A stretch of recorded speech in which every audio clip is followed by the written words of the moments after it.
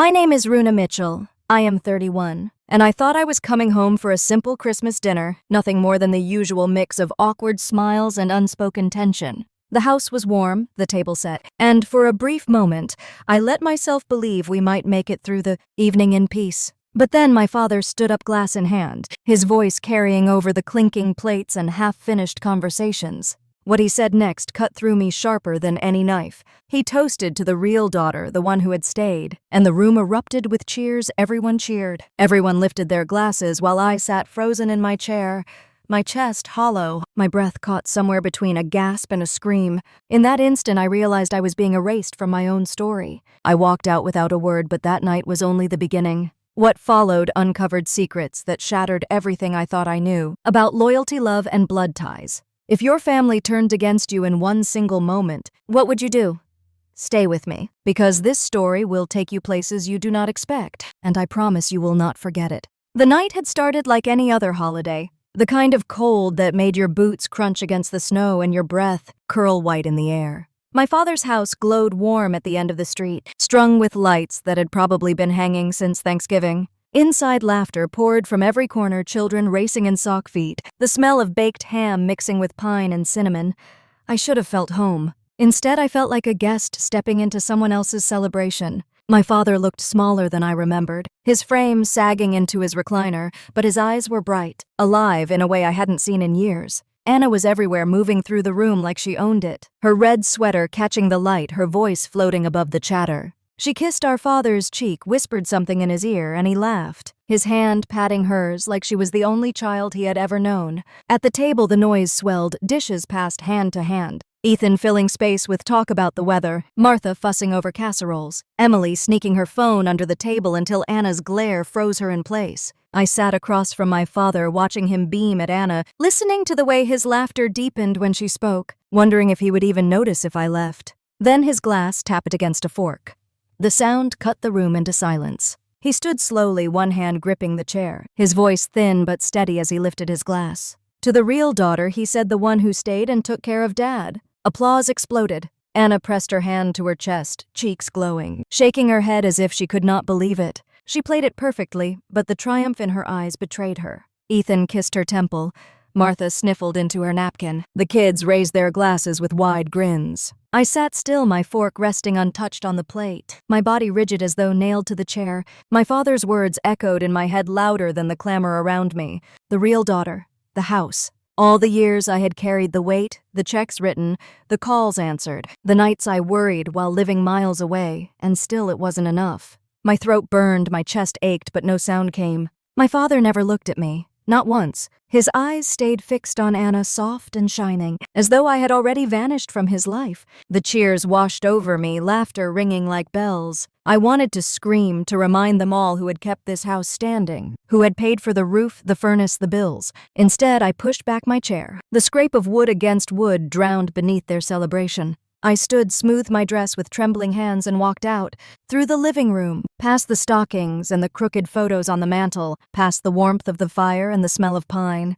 No one called after me. Not a single voice noticed my absence. The door closed behind me, the night slapping my face with cold air sharp enough to steal my breath. I pulled my coat tight, my boots crunching against the snow, each step heavier than the last. The house glowed behind me, golden alive, a world I no longer belonged to. By the time I reached my car, my vision blurred with tears I refused to wipe away. My hands shook as I fit the key into the lock. The laughter inside spilled faintly through the walls, muffled but bright, a sound that followed me like a shadow. I sank into the driver's seat, staring at the steering wheel, frozen. My heart hammered my chest tight, the words of my father replaying over and over until they were all I could hear. The real daughter, the house. I gripped the wheel until my knuckles ached, my breath ragged, my body trembling. When the engine turned over, the vibration filled the silence. But it did not drown the sound of their voices still echoing in my head. I pulled away from the curb, the house shrinking in the rearview mirror, swallowed by the dark winter night. My chest rose and fell, each breath heavier than the last. As I drove without a destination, the road stretching endless in front of me, I told myself I would never forget that moment. Not the cheers, not the smiles, not the silence where my name should have been. Something had broken, and as the streetlights blurred past, I knew it was a wound that would not heal, and that was only the beginning. I drove slowly through the quiet streets of Toledo, past houses dressed in lights and wreaths, past driveways where children had built crooked snowmen. The radio played a Christmas carol, but I switched it off. I could not bear the cheer. My mind was too full of images of my father raising that glass, Anna's face glowing with smug delight, the laughter that swallowed me whole. By the time I reached my small hotel room on Monroe Street, my hands ached from gripping the steering wheel. I dropped my bag on the bed and stood staring at the beige walls, the dated floral curtains, the hum of the heater rattling against the cold. My chest felt heavy as though the air itself had turned against me. I sat at the little desk and opened my laptop. The glow of the screen reflected in the glass of the framed picture I kept beside it. It was of my mother, taken in 2011, the year before she passed. She had her arm around both of us, Anna and me, at a 4th of July barbecue. Back then, Anna's smile was real, before it hardened into the polished mask she wore tonight. I remembered the hospital in 2012, the way my mother's hand had felt, cool and fragile in mine. She whispered, "Take care of your father, but do not lose yourself." I had promised, and that promise had carried me through college in Chicago, through the endless hours at my IT job, through every transfer I sent home when Dad needed help. Yet somehow in his eyes I had become the selfish one, the daughter who abandoned him. The hotel room grew too small, the walls pressing in. I pulled on my coat and walked out into the night. The sidewalks were slick, the streetlights buzzing. I wandered until I found myself outside a small bar with a neon sign that read, "Sam's Place." I pushed the door open. Inside, the air smelled of beer and fried food, the kind of scent that clung to your clothes. A few locals sat hunched over the bar watching a muted football game. I ordered a whiskey neat and sat at a corner table. My phone buzzed. Another message from Nina. "Are you okay? Call me if you need." I typed back with trembling fingers. He gave her everything. The dots appeared, then vanished, then appeared again. She finally sent, "Runa, you can't let them do this. Come back to Chicago. You have a life there." I stared at her words, the weight of them pressing against the part of me that wanted to give up, to retreat. But another part of me, the part that had walked out of that house, burned with refusal. I swallowed the whiskey and felt it burn down my throat. The jukebox in the corner switched songs, something slow and mournful, and for a moment I closed my eyes and let the sadness wash over me. When I opened them again, I saw my father younger, standing in the yard with grease on his hands, teaching me how to change the oil in my first car. He had been proud of me then. He had told the neighbors my girl's going to make something of herself. So when had that pride curdled into resentment? When had Anna's presence replaced mine in his heart? I left the bar after midnight and walked back through the biting wind. In my room, I pulled the blanket tight and tried to sleep, but the memory of Anna's voice followed me. "Thank you for being here, Runa. We couldn't have done this without you." Morning came pale and gray. I drove back to Chicago, the highway lined with bare trees and half-frozen fields. The skyline rose like steel teeth against the winter sky, and for the first time in years it felt like relief to see it. My apartment was on the 12th floor of a building near the lake. Inside, the radiator clanged and the smell of old coffee greeted me. I dropped my bags and turned on my work laptop. A flood of emails waited, each one carrying another demand. David Lopez, my manager at NextCore Technologies, had sent a message marked urgent. "I need an updated report by tomorrow. We can't afford more delays." I rubbed my eyes, exhaustion sinking into my bones. I had been balancing work and family drama for years, but this was different. This was war. Later that night, Nina came over with takeout from the Thai place down the street. She dropped the bags on my kitchen counter and hugged me tightly. "Tell me everything," she said. I told her about the toast, the envelope, the smug smile on Anna's face. I told her about how no one looked at me, how my father had erased me with a single sentence. Nina's eyes darkened. "That's cruel," she said, "cruel and manipulative." I nodded, pushing noodles around my plate. "I don't understand how he could do that after everything." "Because Anna made it look like she was the one sacrificing," Nina said. "She stayed there so people assume she carried the weight. They don't see the money you sent, the work you did. They only see presence." Her words stung because they were true. In my father's world, physical presence counted more than the invisible sacrifices I made from miles away. That night, lying in bed, I scrolled through old bank statements on my phone. Payment after payment, thousands of dollars over the years. I remembered the nights I stayed late at the office, taking every extra project just to afford another transfer when Dad called. And still in his eyes, I was the one who left. I fell asleep with the phone still in my hand, the numbers blurring together. The next day at work, David stopped by my desk. His face was tight, his voice clipped. "Runa, we need to talk. You've been distracted. If you want to stay on this project, you have to show me you're still committed." I swallowed hard. "Yes, of course. but inside my mind wasn't in the code or the deadlines. It was back in Toledo in that dining room, watching everything I had built handed to someone else. That night, when the city lights flickered against the lake, I stood by my window and whispered to myself, I won't let them erase me. Not again. The cold fury that had sparked outside my father's house was still there, steady now like embers refusing to die. I didn't know how, not yet, but I would find a way to set things right. I closed the curtains and sat at my desk, pulling out the old file where I kept every receipt, every deed, every scrap of paper tied to that house. The evidence of my sacrifices was all here waiting. I ran my hand over the folder, my heart heavy but determined. The fight had only just begun. The next morning, the winter sun spilled through the blinds, pale and unforgiving. I sat at my desk with that thick folder in front of me, flipping through deeds, bank transfers, repair receipts, all the things I had kept tucked away like proof of my worth. I had always told myself I saved them out of habit, but maybe part of me had known this day would come. My phone rang sharp in the quiet of the apartment. I almost didn't answer, assuming it was David from work again, ready to remind me of deadlines. But the number was local to Toledo. I hesitated, then picked up. Is this Runa Mitchell? Yes, I said, my voice guarded. This is Laura Bennett. I'm a lawyer in Toledo. I believe we have something to discuss regarding your father's property. I froze, gripping the phone tighter. What about it? There have been recent changes filed regarding the ownership of the house, she said calmly, as if discussing the weather. I reviewed some documents and your name came up. Right now it is worth over $500,000. I thought you should know. My heart thudded hard in my chest. I bought that house, I said. Every payment came from me. That is exactly why I wanted to speak with you. Would you have time to meet? By afternoon, I was back on the highway, snow flurries sweeping across the windshield, my knuckles white around the steering wheel. I didn't tell Nina or anyone else. Some things you just had to face alone. Laura's office was in an old brick building downtown, just a block from the courthouse. The waiting room smelled faintly of paper and coffee. She greeted me herself, a woman in her late 50s with short silver hair and a direct gaze. She ushered me into her office lined with bookshelves heavy with legal volumes. Please sit, she said, sliding a folder across her desk. I've been reviewing some filings from your father. It looks like he intended to transfer the deed of the house to your sister. My stomach dropped. That house was never his to give, I said. I bought it. I just let him live there. Laura nodded, tapping the folder. Exactly. According to the records, the mortgage was cleared by your funds. Your name is on the original purchase paperwork, even though the deed was temporarily listed under your father's for credit purposes. Legally speaking, any transfer would require your signature. The room tilted around me.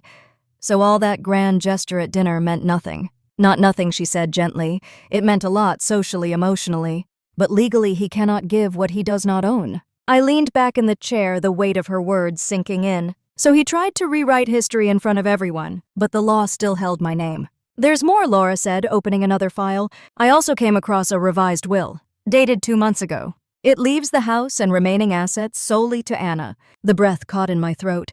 He really meant to cut me out completely. That appears to be the case. But there are inconsistencies in the signature, and the witness lines look questionable. If contested, it might not hold up. I pressed my hand to my temple, my pulse racing. Why would he do this after everything? Sometimes people are swayed by the child who is physically present, Laura said carefully. It doesn't mean the contributions from afar vanish. But in family matters, perception often overrides truth. I let out a shaky laugh, bitter in my mouth. So I'm the ghost daughter. You're not, she said firmly. The paper trail is clear. The question is, do you want to fight? The word hung heavy in the air. Fight. I thought of my father raising that glass, the way everyone had looked past me as if I didn't exist. I thought of Anna's smug smile, Ethan's satisfied grin. My jaw tightened. Yes, I said, I want to fight. Laura gave a single nod. Then we start by gathering every document you have. Bank statements, proof of payment, anything that ties you financially to the house. We'll also need to prepare for a challenge to the will. I already have everything, I said. It's all in a folder at home. Good. Keep it safe. And Runa, she added, this will not be easy. Family cases never are. You'll be painted as the outsider, the ungrateful one. Be ready for that. Her words hit deep, 'cause they echoed the story my father had already spun. But something inside me, hardened by years of sacrifice, overlooked, refused to bend anymore. I walked out of her office into the cold afternoon. The courthouse loomed down the street, its stone steps slick with snow. I stood there for a moment, breathing in the sharp winter air, feeling the first flicker of control I had felt in days. That evening, I stopped at a diner on the way back, ordering coffee I barely touched. I stared out the window as families bustled past in coats and scarves, carrying shopping bags, their laughter muffled by the glass. I felt apart from them, like I had stepped into another world where trust was broken and the people who should have defended me had chosen betrayal instead. Back in Chicago that night, I spread every document across my kitchen table. The receipts, the mortgage payoffs, the email chains with contractors when the roof leaked and I paid for repairs. It was all here, my silent record of sacrifice. I touched the papers with shaking hands, my heart swelling with both rage and vindication. My phone buzzed again. It was Nina. "Did you make it back okay?" I typed quickly. "I saw a lawyer. Dad tried to sign the house to Anna. Legally, he can't." A pause, then her reply.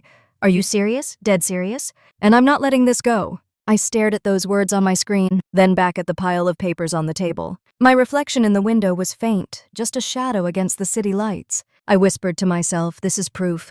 This is my truth. The anger that had been simmering since that night in Toledo no longer felt like it was eating me alive. It was fuel now, sharp and clear. Outside, the snow kept falling soft against the glass, as if the city was holding its breath with me. I gathered the papers back into the folder, slid it into the drawer, and turned off the kitchen light. Tomorrow I will be ready. The next morning I woke before the sun, the city still quiet under its blanket of snow. I dressed quickly, pulling on my wool coat and boots, sliding the folder of documents into my bag. My breath was steady, but my heart felt like it was pounding against my ribs, already bracing for what was ahead. Laura had set up a preliminary meeting with my father's lawyer, a man named Richard Harlow who had been handling his affairs for years. The appointment was scheduled at his office near the courthouse in downtown Toledo. I drove there in silence, the highway stretching ahead in endless gray, my mind circling the same thought over and over.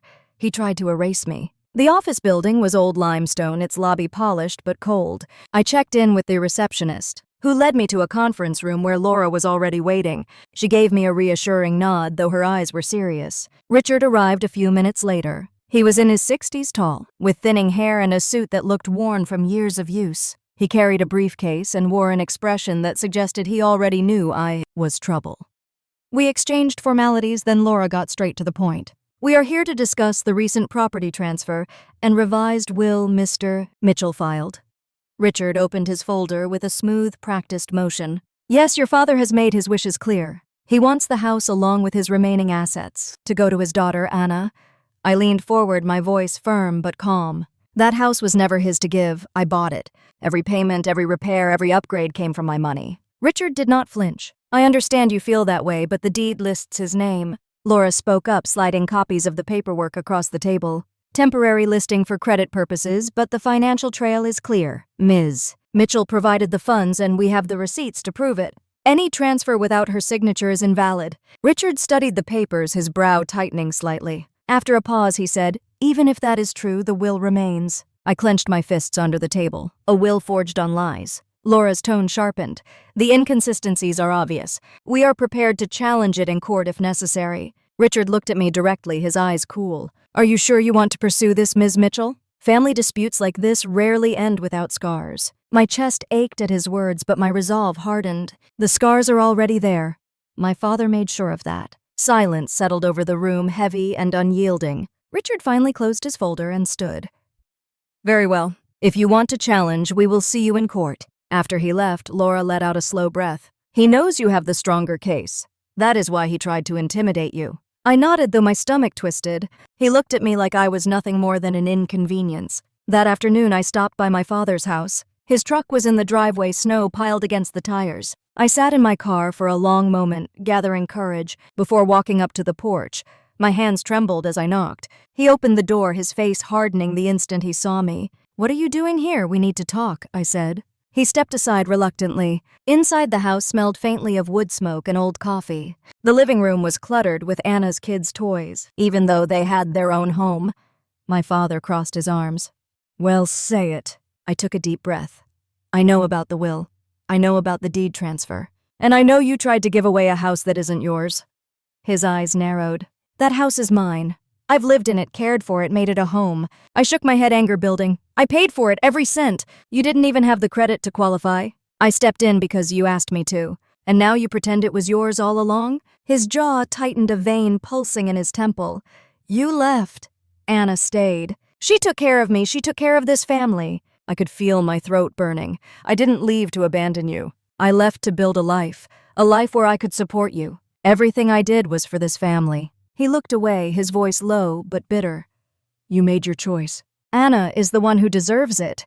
The words cut deep sharper than I expected. I stared at him, searching for some sign of the father who once cheered at my high school graduation, who hugged me when I got into college. But all I saw was stubborn resentment, as if rewriting history helped him sleep at night. I turned toward the door, my voice breaking.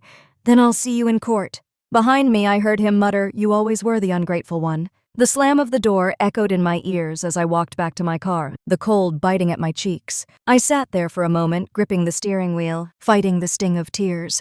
Driving back, I thought of Anna. I could picture her gloating face when she learned I had confronted him. No doubt she would spin the story to everyone else, painting me as greedy, selfish, heartless. She had always been good at that. But this time I had something more powerful than gossip. I had proof. That evening, Laura called. "We have our court date. It's in 6 weeks. That gives us time to prepare. 6 weeks. The number echoed in my mind like a countdown. 6 weeks to gather everything to build my case, to face my family in the public battle. After the call ended, I stood by the window, watching the snow drift down under the streetlights. My reflection stared back at me, pale and determined. I whispered softly, almost to myself, "You took everything from me, Dad. But you're not taking this." The city outside seemed to hold its breath, as if waiting for what came next. And deep inside, so was I. I carried that whisper with me into the following weeks, every day a reminder that I had no choice but to see this through. 6 weeks sounded like plenty of time, but each day filled quickly with phone calls, document scans, and tense conversations that left me drained. Laura kept me busy. She asked for copies of everything, not just the mortgage records, but emails, texts, even photographs of the renovations I had paid for. I spent late nights at my kitchen table sorting through years of files, sometimes crying as I realized how much of myself I had poured into a house that now stood as a battlefield. At work, David finally cornered me. "You've been distracted," he said, dropping a folder on my desk. "Is everything all right?" I looked up from my computer screen, my eyes dry from staring too long. "Family issues." He studied me for a long moment before nodding. "Handle what you need to, just don't disappear." I gave him a tight smile, though inside I felt the strain of living 2 lives. At the office, I had to be sharp, collected, the dependable employee. At home, I unraveled, piecing myself together only enough to keep moving forward. One evening, as I was leaving the building, my phone buzzed. A text from an unknown number. "You should back down before you embarrass yourself." My stomach clenched. I didn't need to guess who it was. Anna had always preferred sneaky little jabs rather than direct confrontation. I typed back with trembling hands, "I'm not backing down." No reply came, but the silence itself was telling. Days later, Laura arranged a mediation meeting at the courthouse. It was not a trial, just a session meant to see if both sides could settle before things escalated. I walked into the small courtroom with my folder pressed against my chest like armor. My father sat across the table, Anna at his side, her chin tilted in triumph. Richard, his lawyer, spoke in calm, measured tones. Laura laid out our case, her voice steady as she highlighted the bank statements and receipts. My name was on every document, my money on every line. When she slid the stack of proof across the table, I saw Anna's face falter just slightly, but my father didn't budge. He leaned forward, his voice carrying the weight of years. "She left. She abandoned this family. Anna was here. That's all that matters." The mediator tried to keep the tone professional, but the room felt like a storm ready to break. I gripped the edge of my chair, willing myself not to scream. I wanted to shout that I had never abandoned anyone, that leaving home had been the only way to build a life that could support us all. But I held my tongue, saving the words for court if it came to that. Afterward, in the hallway, Anna approached me. Her voice was low, her smile sharp. "You'll never win, Runa. Dad will never stand by you." I met her gaze, my voice shaking but firm. "Then I'll stand for myself." She smirked and walked away, her heels clicking against the marble floor. That night I couldn't sleep. I paced my apartment, replaying every word. Doubt clawed at me. Maybe she was right. Maybe the court would see me as nothing more than the absent daughter, the one who lived far away and only swooped in when money was involved. I sank onto the couch, tears spilling before I could stop them. The next day, I received a call from Laura. "There's something you should know. Richard filed additional paperwork, claiming that your father provided substantial funds for the house through cash savings not recorded in bank statements." My chest tightened. "That's not true. He didn't have a dime." "I know," she said, "but they're trying to cloud the picture." They want to make it look like a family contribution rather than your sole investment. The unfairness of it hit me like a physical blow.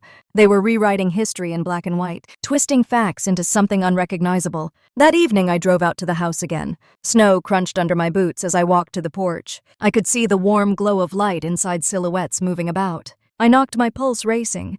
Anna opened the door this time, her smile cold. "What do you want now?" I pushed past her, my voice rising. "Where are Dad's records? Where are his so-called savings?" She followed me into the living room, her tone mocking.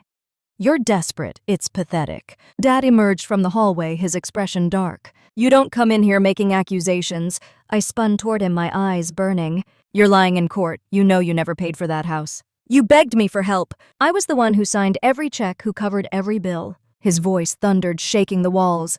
"Enough. You're not my real daughter. Anna is." The words slammed into me, each syllable like a knife. For a moment, I couldn't breathe.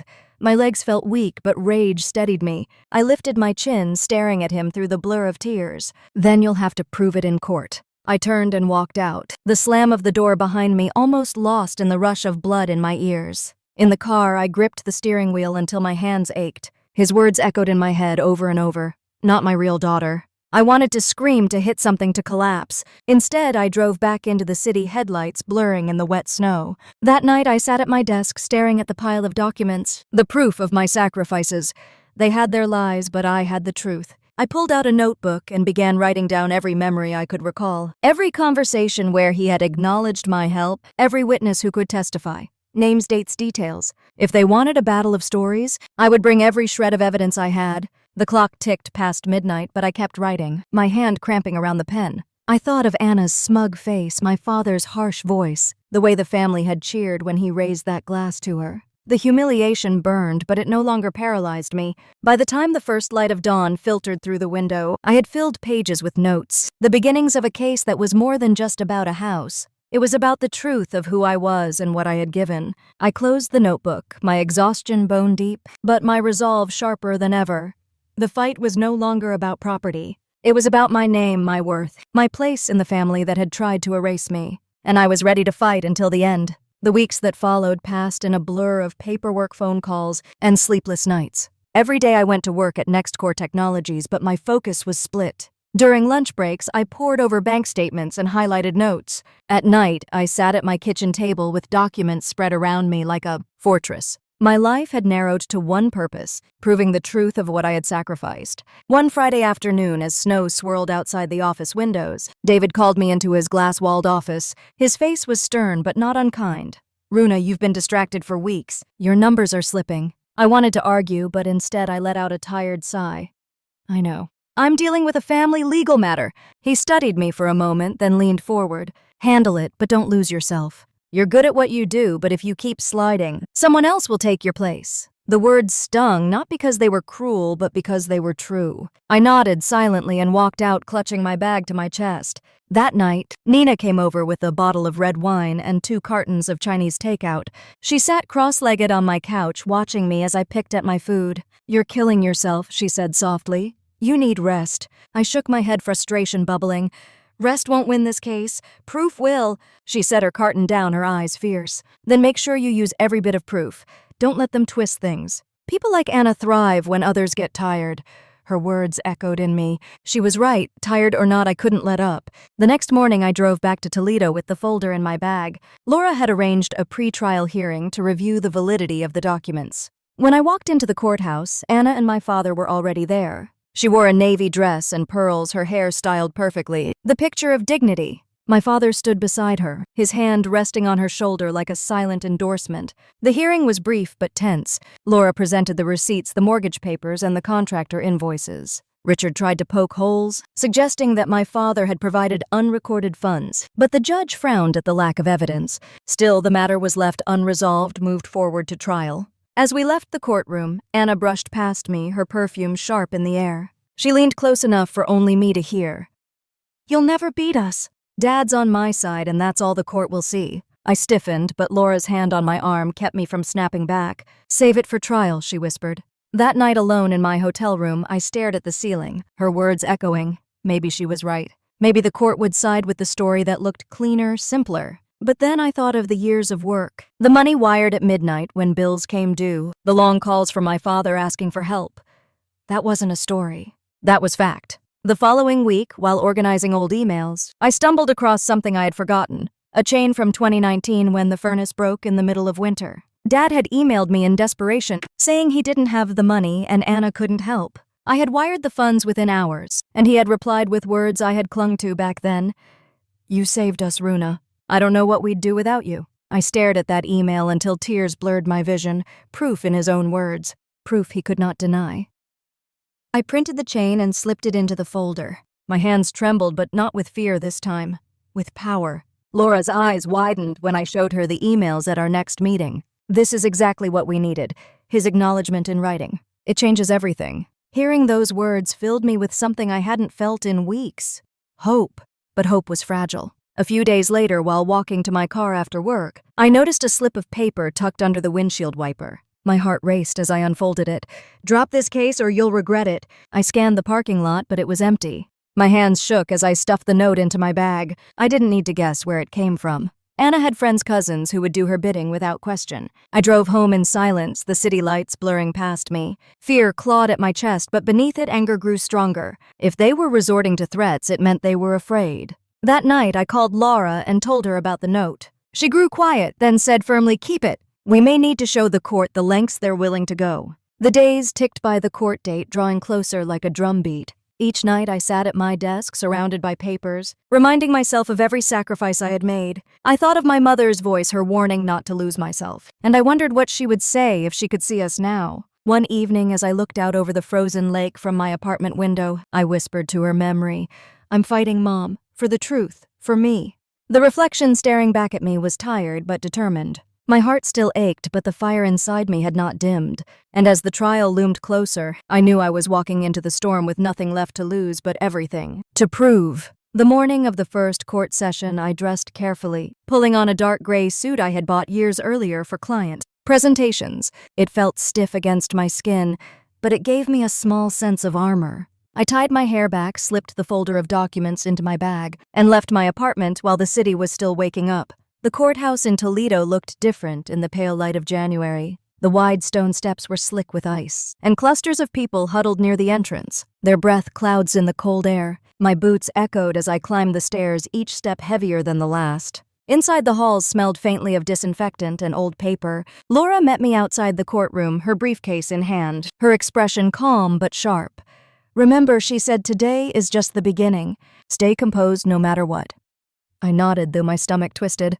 When we stepped into the courtroom, the sight of my father nearly knocked the breath from my chest. He sat at the table across from us, his hands folded, his jaw clenched. Anna was next to him in another perfectly tailored dress, her posture straight, her chin lifted. She didn't look at me, not directly, but I could feel her satisfaction radiating like heat. The judge entered and everyone rose. My knees felt weak, but I forced myself to stand tall. The first hours were consumed with procedural matters. Richard, my father's lawyer, tried to argue that the house had always been part of the family's shared assets, not my sole property. Laura countered with the financial records, her voice steady and clear. When Richard began questioning my father, the words were like daggers. "She left us," my father said.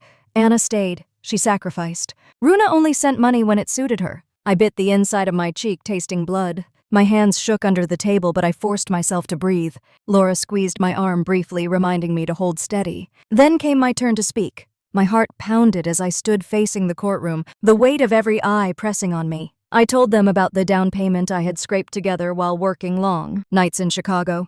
I described wiring money when the roof leaked, when the furnace broke in the dead of winter, when medical bills piled up. I told them how I had kept every receipt, every email, every scrap of evidence. Richard tried to trip me up, his voice sharp. "Isn't it true you lived hundreds of miles away? Isn't it true you built your own life in Chicago while your sister cared for your father daily?" "Yes," I said, my voice breaking but firm. "I lived in Chicago. But that doesn't erase the thousands of dollars I sent. The nights I stayed awake worrying, the promises I kept. Being far away doesn't mean I didn't sacrifice." A ripple moved through the room. For a brief moment, I saw the judge's eyes soften. The session ended late in the afternoon. We filed out of the courtroom, exhausted, the winter light already fading. As I walked toward the exit, Anna brushed past me, her voice low so only I could hear. "You're embarrassing yourself." Dad will never forgive you for dragging him here. I froze, then turned to face her. He may never forgive me, I said quietly, but I'll never forgive him for pretending I don't exist. Her smile faltered just slightly before she walked away, her heels striking against the marble. That night, back at my hotel, I collapsed onto the bed, still in my suit. My body ached. My voice was hoarse, but something inside me glowed with a quiet defiance. I had spoken my truth in front of them all. For once, my voice had not been swallowed by their laughter or erased by their stories. The next days were filled with more testimony, more evidence, more tension that seemed to stretch the air tight. Richard introduced supposed witnesses, distant relatives who claimed they had seen Anna care for Dad tirelessly, who painted me as absent and cold. Each word felt like another stone added to the pile on my chest. But then Laura brought out the email chain from 2019. She read my father's own words aloud. "You saved us, Runa. I don't know what we'd do without you." The courtroom fell silent. I looked at my father, waiting, hoping for a flicker of recognition, a sign of shame, but his eyes stayed hard fixed on the table. The judge's expression gave nothing away, but I saw Anna's hand tighten on her pen, her knuckles white. After that session, Laura pulled me aside. "That email is our strongest weapon. They can spin stories, but they cannot erase his own words." For the first time in weeks, I felt something close to hope, but with it came fear. If they realized they were losing, what lengths would they go to? That night, I walked the quiet streets near the courthouse, snow crunching under my boots. The city lights blurred in the frost, and my breath hung in the cold air. I thought of my mother, of her quiet strength, of the way she had taught me that dignity mattered more than pride. I whispered to her memory, "I'm not doing this just for the house. I'm doing it so they can never erase me again." When I returned to the hotel, a note was waiting under my door. My hands shook as I unfolded it. It read, "Last chance. Drop it or you'll regret it." I sat on the bed, the note trembling in my hands. Fear crawled through me, cold and sharp. But beneath it, a fiercer determination rose. If they thought they could scare me into silence, they had forgotten who I was. I placed the note carefully in the folder with the others.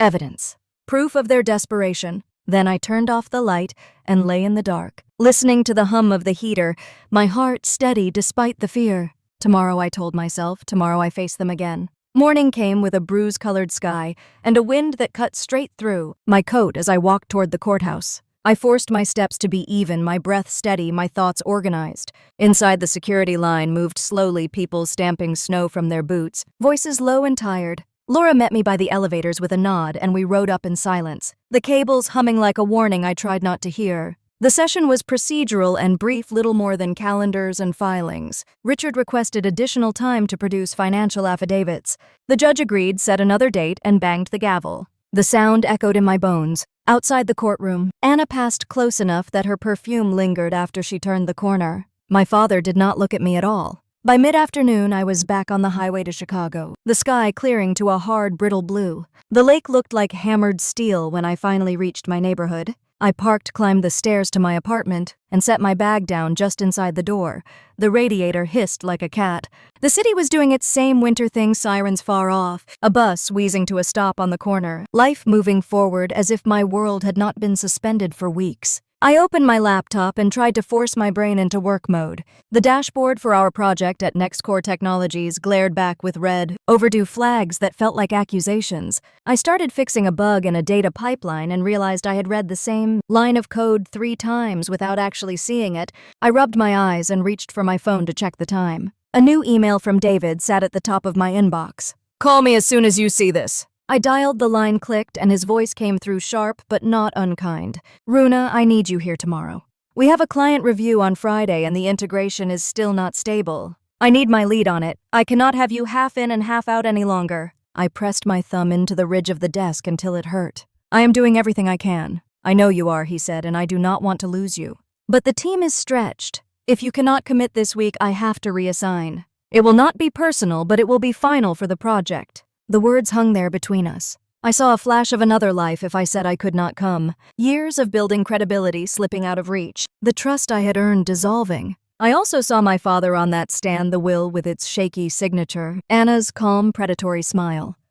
I swallowed. "I will be in the office tomorrow," I said, my voice quiet. "Good," he said, then softer. "Take care of yourself, end the call, and get some sleep."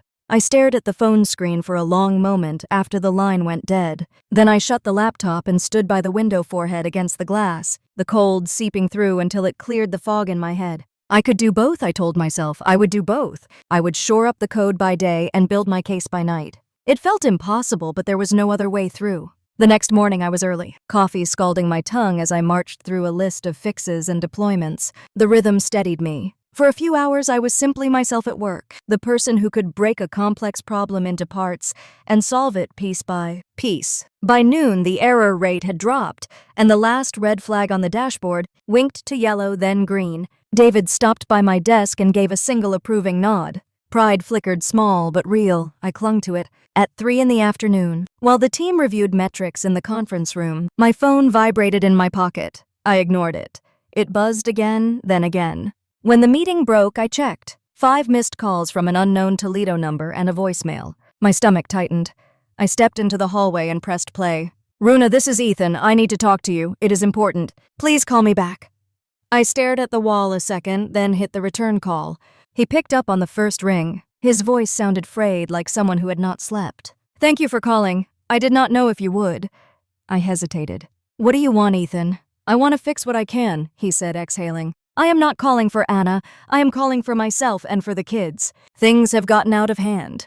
Can you meet me tonight, somewhere public?" I weighed the risk, then I heard my own voice say yes. We picked a diner halfway between downtown and the highway, the kind of place with cracked vinyl booths and coffee that tastes like yesterday. I left the office under a sky the color of pewter and drove with my jaw clenched tight enough to ache. Ethan was already there, sitting at a corner table. He looked older, shoulders drooped, eyes rimmed red. A folder sat in front of him, swollen with papers. He tried to stand when I approached, but his knees seemed to argue with him, and he settled for an awkward half-rise.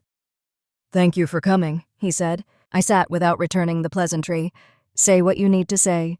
He ran a hand through his hair and glanced toward the counter where a waitress refilled coffee for a trucker with a weathered face. "I expected contempt," he said, "not that you would actually meet me. You asked to meet in public. I figured you were either trying not to get punched, or you had something you do not want to be seen handing over at the house." A pained smile twitched. "Maybe both." He pushed the folder toward me. I brought proof. Statements, past due notices, credit card balances. Anna has been gambling online for more than 2 years. It started small. Then it was sports betting. Then online poker. It escalated. She told me she could win it back. She hid the worst of it. Then she stopped hiding it. She just stopped talking about it at all. I looked down at the first page. The balance made me suck in a breath. More than $80,000 spread across multiple cards, some payment dates missed, others paid only with the minimum that never dented the total. I flipped to the next document, numb.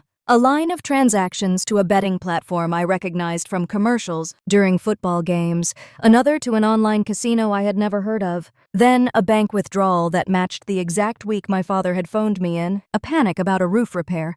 I looked up. "So the money for the roof did not go to the roof." "It did. But only because you sent it," Ethan said, eyes steady. "The month before, she drained the maintenance fund he kept. She said she would put it back. She never did." I felt heat climb up my neck. My hands wanted to shake, but I made them still. "Why are you showing me this now?" I asked. "Why not 2 months ago? Why not 2 years ago?" He swallowed and looked down at the table. I kept believing I could fix it. That if I covered one more payment or took one more side job, it would stabilize and she would stop. She kept telling me she would stop. The kids saw me as the steady one. I did not want to admit I had lost control of our home. Then the court date appeared on the calendar, and I understood she would burn your life to cover the flames in ours. The waitress appeared and set 2 coffees down without asking. We both murmured thanks out of habit. The steam fogged my glasses for a second, and when it cleared, Ethan was still watching me waiting. "There is more," he said, voice lower. "She pawned some of your mother's jewelry last spring. Not the engagement ring that was kept somewhere else, but a bracelet and a pendant. She said it was temporary. She was going to get them back when her luck turned." His mouth twisted. "Luck does not turn on a credit card." A hurt ran through me so clean it felt like light. My mother had worn a slender gold bracelet on Sundays when she was feeling tender and brave. I could see it on her wrist while she stirred soup, and I could hear the bright click when it touched the wooden spoon. "Where are the pawn slips?" I asked. "In the back of the folder," he said. "The tickets have dates and amounts. The shop is in an ugly strip mall on the south side of town." I paged to the slips and stared at the grainy store logo printed at the top. The amount received was small compared to the debt. It always was. I pressed the heel of my hand to my sternum and breathed slow and steady. Then I looked him dead in the eye. If you have known all of this, why are you only helping me now? Because I am done being her cleanup crew, he said, voice gone rough. I am tired of lying to my kids. I am tired of pretending I am fine while we drown. And because you are the only one who can stop her from taking the last thing that is not already gone. If the court gives her the house, she will borrow against it until the bank owns it, and then she will blame you for not stepping in sooner. I thought if I brought you proof, you could stop her. Maybe save something for your father that is not poisoned by her mess. Maybe save something for my kids. He looked like he hated every word, but he did not look away. A sliver of pity slid under my anger, thin but undeniable. He had built a life on sand with someone who kept shoveling it out from under him, and now he was here trying to prop up what little was left. What do you want from me? I asked. Testify to the gambling if needed. Show the judge you have a clear trail connecting the sudden push for the house to the size of the debt. Use the pawn slips. Use the statements. I will not lie for her anymore. If you need me in court, I will show up. I sipped the coffee and grimaced. It tasted like ash. My mind was already sorting pages into strategy, seeing where the bank records bolstered the timeline, where the pawn slips connected to particular withdrawals, where the email from my father fit like a nail that could not be pulled. Does she know you are here? I said. No. If she finds out, she will turn the kids against me more than she already has. I am prepared for that, but I cannot keep pretending. He paused, voice barely a whisper. She told me after Christmas that she would have the title by spring, that she would fix everything once it was in her name.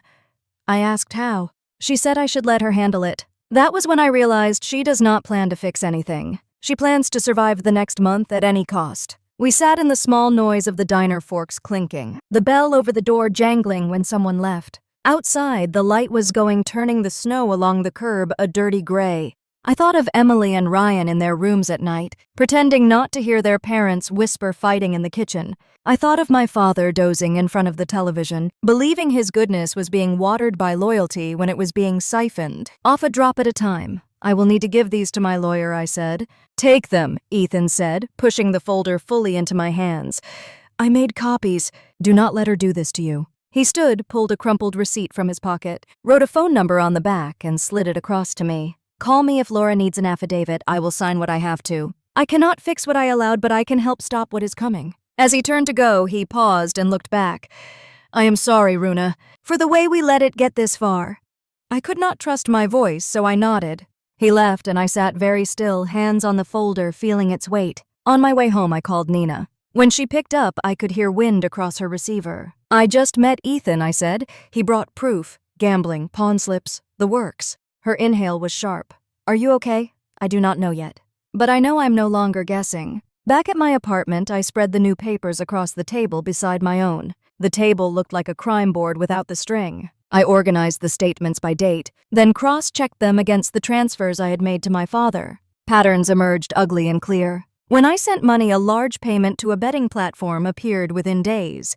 When I had covered the furnace, Anna had paid the minimum on one card and then doubled down on another. When my father had asked for help with medical copays, a cash withdrawal had gone straight to the pawn shop the same week. I took photos of everything for a digital backup and labeled each file with a date and a short description. Then I wrote a chronological summary with references to the attached evidence. My hands moved without shaking now.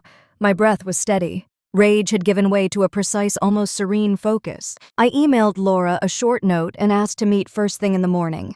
Then I turned off the kitchen light and stood by the window. The city spread like a map below. Someone laughed on the sidewalk, a bright peal that floated up and faded. I did not remember the last time I had laughed without feeling it catch in my throat. Sleep came in fits, the kind where you forget you were dreaming until you wake with your fists clenched. At dawn, I was back in the car, the highway a long tunnel of gray and salt. Toledo greeted me with a sky the color of old paper. Laura's office was warm, the coffee fresh and strong. She had cleared her conference table and I laid out everything in order. When I finished, she stood perfectly still, hands on her hips, eyes scanning the spread. Then she looked at me and gave a small, sober smile. This changes the shape of the room, she said. Debt that size tied to recent attempts to alter the will and deed will affect credibility. The pawn slips add a layer of intent. And if Ethan is willing to testify, we will be able to give the court a reason for the sudden push to seize the house. We cannot accuse Anna of crimes we cannot prove. But we can establish motive and pattern. Her words fell into me like warm water poured over clenched muscles. I let my shoulders drop and realized I had been standing with my jaw locked for minutes. There is more, I said. She has been threatening me anonymously. Notes on my car. A note under my hotel door. I kept them. Good, Laura said. Bring them to the next session. We will not lead with them unless we have to, but they will help if Richard tries to paint you as aggressive. We will show who has been pressuring whom. She organized the documents into neat stacks with colored tabs, a rainbow of order laid across chaos. She asked me to sign a few forms and to draft a short statement connecting each item to an event I remembered. Then she nodded toward the door. Get some rest, she said. This is a marathon, not a sprint. But we just moved several miles ahead. On my way out, I saw my reflection in the glass of a framed diploma. I looked like myself again, the version of me who had survived longer nights than these, who had built a career alone in a city that did not care if I succeeded. I put on my coat and stepped into the cold with something like certainty in my chest. I drove past my father's street without turning down it. I was not ready to see the house yet. Not ready to face the way winter light struck the windows and made them look like blind eyes. Instead, I parked near the river and walked along the icy path, my breath puffing in slow clouds. A heron stood on one spindly leg by the bank, still as a statue. The world held itself in the quiet, tense pose that comes before something breaks free.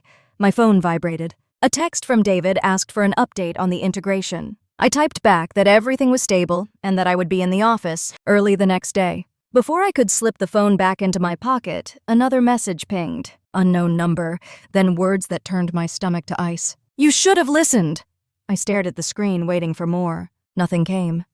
The wind cut through my scarf and made my eyes water. I took a slow breath, saved the message, and forwarded it to myself and to Laura. Then I put the phone away and kept walking until my cheeks burned and my fingers ached and the trembling in my legs steadied. By late afternoon, the sky shifted from gray to a kind of bruised lavender. I found a coffee shop near the courthouse and sat with a paper cup warming my hands. A mother and teenage daughter shared a pastry at the next table, leaning toward each other in a way that made my throat feel tight. I wished I could pull time forward and sit in some future where this was over, where the scars were settled, and I could breathe without counting how many steps to the next hearing. The bell above the door rang and a blast of cold swept in. I did not look up.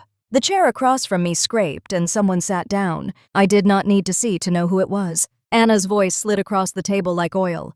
You are busy these days. I kept my eyes on my coffee. What do you want? She laughed softly. I heard you have been meeting with Laura. I hope you are not wasting your money. Courts do not care about bitter little girls with old receipts. I lifted my head and met her eyes. I am not a bitter little girl. I am a woman who paid for that house and who has finally had enough. Her smile tightened.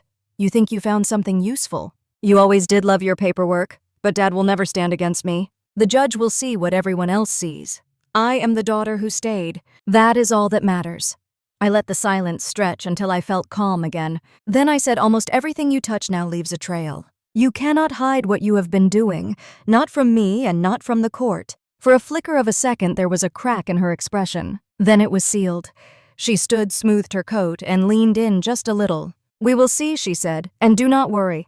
If you lose your job because you are distracted, I might hire you to help organize my bills. She left the bell jingling behind her like a taunt. I sat there with my heart banging and the taste of adrenaline metal in my mouth. I closed my eyes. I pictured my mother's bracelet, the pawn slip, the long list of charges that spelled out a hunger that could not be filled. Then I pictured the judge's face when Laura laid the timeline down like tracks. The light outside had faded to full dark by the time I stood and pulled on my coat.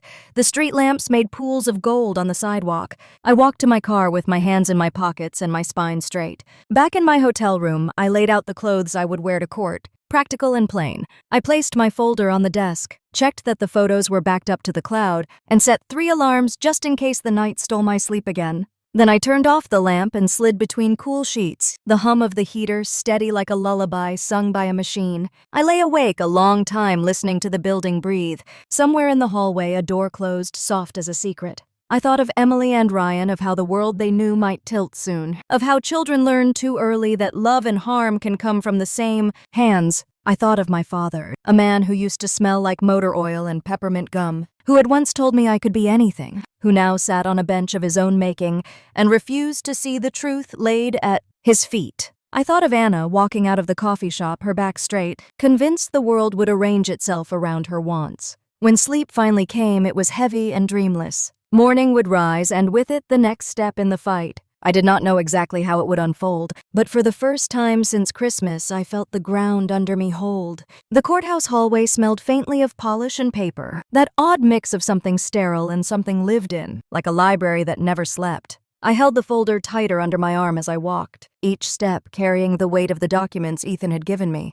My heart was steady, though not wild the way it had been weeks ago. The fear had burned itself down to something harder, sharper, almost like steel. Laura was already waiting outside the courtroom door, her glasses low on her nose lips pressed in a thin line. She gave me a nod when I joined her, and I caught the flicker of approval in her eyes. We had built something solid now, not just feelings, but evidence that had weight and shape. I took a deep breath, adjusted the strap of my coat, and stepped through the doors with her. Inside, my father sat at the table next to Anna, his shoulders hunched, his hands folded like a child's. Richard leaned down to whisper something, and Anna's smile widened as if she had already won. I sat across from them, sliding my folder onto the table with a soft thump that made Anna glance at it. The judge entered, and the room rose, then sat again.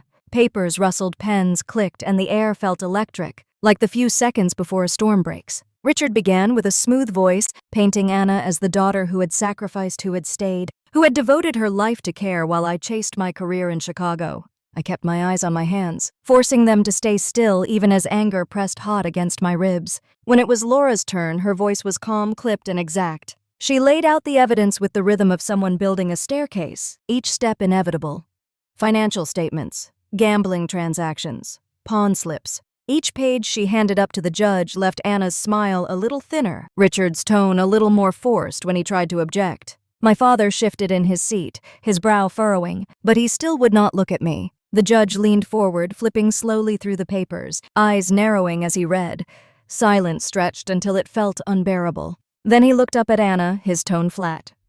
"Mitchell, can you explain these debts?" Anna laughed, a sharp sound that didn't belong in the quiet room. "Those aren't mine. Anyone could have used my name online. My sister has always been jealous. She's trying to frame me because Dad finally chose me." The words stung, even though I was ready for them. Laura calmly asked permission to call a witness, and Ethan stepped into the room. For the first time in weeks, I saw Anna lose control. Her jaw slackened, her face drained of color, and she hissed something under her breath. Ethan walked forward, shoulders tense but firm, and swore in. His voice was low but clear as he confirmed everything.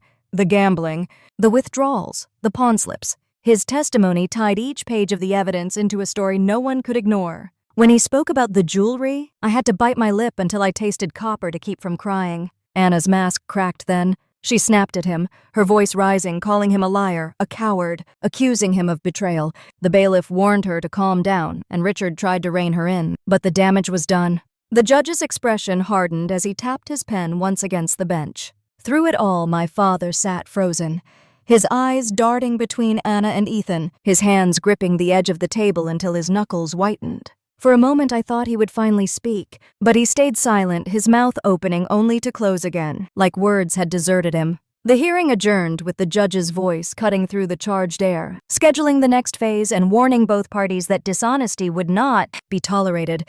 When the gavel struck, I felt my knees go weak. Laura touched my arm lightly, steadying me as we stood. As we gathered our papers, Anna turned to me, her face twisted, her voice a low growl meant only for me. "This isn't over. You think you're clever, but you're not ready for what's coming." I met her glare with steady eyes. For the first time, I wasn't afraid of her words. I was ready. Outside the courthouse, the cold air hit my face like a slap, but I welcomed it. I stood there breathing deep, watching my breath rise in small white clouds. Laura was already on her phone updating someone, her tone brisk and professional. Ethan lingered a few steps away, his hands shoved into his pockets, waiting like he wasn't sure if he should speak. When Laura walked off to take another call, he finally came closer. "I'm sorry you had to hear it like that about the jewelry." I looked at him, my voice steady. I needed to hear it.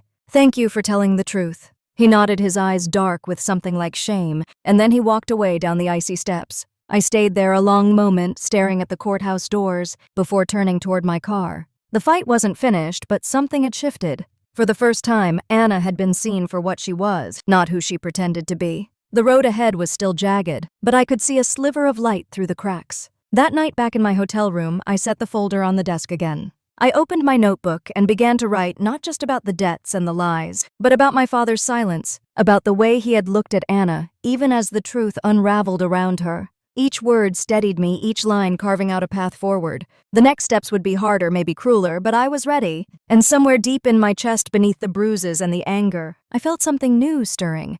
It was not hope exactly. It was resolve, sharp and unyielding, a promise to myself that I would not be erased, no matter how hard they tried. I closed the notebook and turned off the lamp.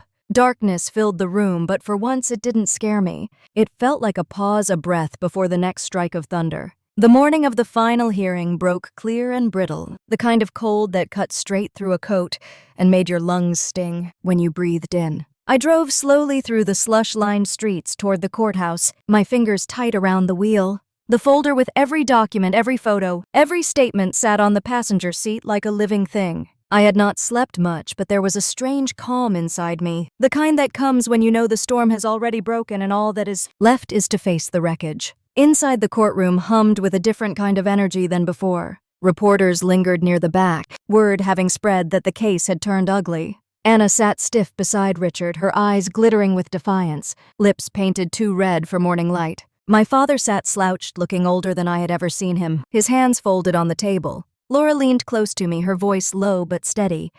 Today we finished. The judge entered and the room fell still. The proceedings moved quickly at first, Richard trying one last time to paint me as ungrateful, as distant, as someone who had abandoned family for career. But his words rang thin now. Laura rose, her voice measured, laying out the timeline with precision. She called Ethan to testify again, and his words carried more weight this time, each sentence landing like stone. Then Laura did something unexpected. She asked permission to call a second witness. My heart stuttered when the door opened and Emily, Anna's teenage daughter, walked in. She looked so small in her winter coat, her eyes darting nervously around the room before fixing on me. The judge asked if she was willing to speak, and she nodded, her voice trembling but clear. She told the court about nights when her mother disappeared into the den for hours, the sound of clicking keys, the anger when she or her brother interrupted. She spoke of overhearing fights about money, of her father's late shifts, and her mother's promises that things would turn around. Anna erupted, her voice rising, calling her daughter a liar, a child manipulated by her aunt. The judge's gavel struck sharply, silencing her, but the damage was complete. The courtroom had seen the cracks and had heard them from a child's mouth. When it was my turn to speak, I stood slowly, the folder clutched tight in my hand. My voice did not shake as I explained how I had supported my father, how I had sent money for repairs, for bills, for the house itself. I told them about the Christmas dinner, about the toast, about the moment my father had looked at me and chosen to deny me in front of everyone. My throat tightened, but I kept going. I described the notes left on my car, the fear that had followed me into every hotel room, the silence that had echoed in me since that night. When I finished, the room was quiet except for the scratch of the judge's pen. He leaned back, eyes scanning the faces before him, and then he spoke. He said the evidence was undeniable. The debts, the lies, the testimony, all of it formed a picture too clear to ignore. He declared that the house would remain in my father's name but under my protection as trustee. Anna would have no legal claim, no authority to mortgage or sell it. Her credibility was damaged beyond repair, and any future attempts to alter the will or deed would be barred. The gavel struck and the case was done. Anna rose, her face twisted with fury, and stormed out, her heels cracking against the tile. Richard followed, his expression grim. Ethan gathered his coat and slipped out quietly. My father remained seated, staring down at his hands as if they were no longer his. I walked toward him, my steps slow. For a moment I thought he would look at me, would say something, anything, but he did not. He kept his eyes on the table, and when I stopped in front of him, the silence stretched. Finally I whispered, "You chose her dad." But I chose the truth. Then I turned and walked out. Outside the air felt cleaner, somehow sharper, like the world itself had been scoured. Reporters called questions, but I ignored them, moving down the steps into the winter sunlight. Laura joined me, her hand brushing mine briefly in quiet solidarity. She said nothing, and she did not need to. That evening back in my apartment in Chicago, I sat by the window with a cup of tea cooling in my hands. The city lights glittered against the dark lake, and for the first time in months, my chest felt lighter. The house was safe. The lies had been dragged into the open. The damage could not all be undone, but the tide had turned. I thought of my mother, of her bracelet, of her soft laughter in the kitchen when I was a girl. I thought of Emily and Ryan, the way they had been caught in storms not of their making. I thought of my father alone now with the truth he had refused to see. Justice was not clean, not easy, but it had been served in its way. And in the quiet of that night, I realized I was still standing, stronger scarred but unbroken. If you were in my place, sitting at that Christmas table when your father raised his glass to someone else, what would you have done? I want to hear your stories, your thoughts. Share them with me in the comments, and if this journey resonated with you, let's keep this conversation going. Don't forget to like, subscribe, and add your voice. This story may be mine, but justice and resilience belong to all of us.